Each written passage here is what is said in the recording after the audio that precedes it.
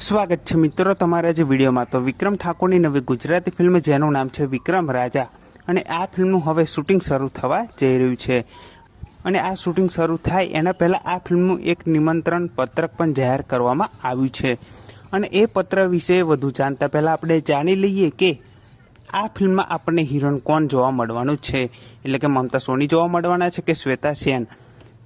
તો વિક્રમ રાજા ગુજરાતી ફિલ્મમાં આપણને શ્વેતા સેન જોવા મળવાના છે, મમતા સોની જોવા મળવાના નથી।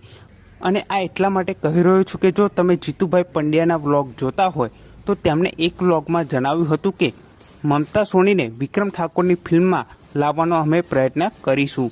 તો જીતુભાઈ પંડ્યાએ પ્રયત્ન કર્યો હશે પણ મમતા સોની કોઈ કારણસર નહીં આવી શક્યા હોય, તેથી આ ફિલ્મમાં આપણને મમતા સોની જોવા મળવાના નથી અને હવે વિક્રમ રાજા ગુજરાતી ફિલ્મમાં આપણને શ્વેતા સેન જોવા મળવાના છે। તો હવે જે નિમંત્રણ પત્રક જાહેર કર્યું છે તેના વિશે વધુ જાણીએ। તે પત્રમાં સૌથી પહેલાં લખ્યું છે શ્રી ગણેશાય નમઃ, અમારા કુળદેવી શ્રી ખોડિયારમાં, શ્રી અંબેમાં, શ્રી બ્રહ્માની માની અસીમ કૃપાથી અમારા ધર્મરાજ મોશન પિક્ચરના બેનર હેઠળ બનનારી નવી ગુજરાતી ફિલ્મ જેનું નામ છે વિક્રમ રાજા, તો એ ફિલ્મનું શુભ મુહૂર્ત 1/8/2025ને શુક્રવારના રોજ આણંદ મહીવાસમાં રાખેલ છે। તો આપ સૌ આશીર્વાદ આપવા પધારશો।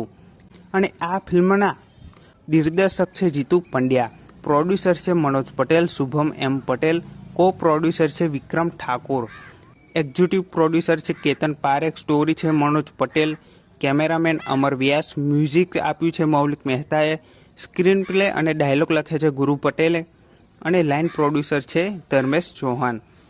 અને આ ફિલ્મનું મુહૂર્તના જે નિમંત્રક છે એ છે મનોજ પટેલ અને વિક્રમ ઠાકોર। અને હવે જાણીએ કે આ ફિલ્મમાં આપણને કોણ કોણ કલાકાર જોવા મળવાના છે।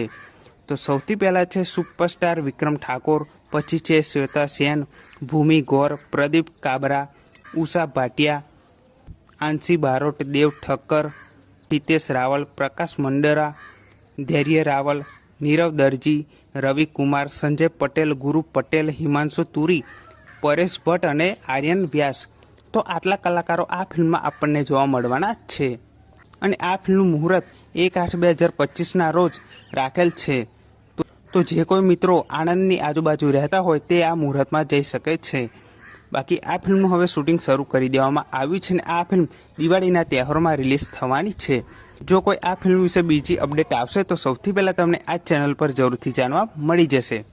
તો આ વિડીયો ગમ્યો હોય તો વિડીયોને જરૂરથી લાઇક કરી દેજો, ચેનલ પર ન હોય તો ચેનલને જરૂરથી સબસ્ક્રાઈબ કરી દેજો। તો ફરી મળે નવા વિડીયોમાં।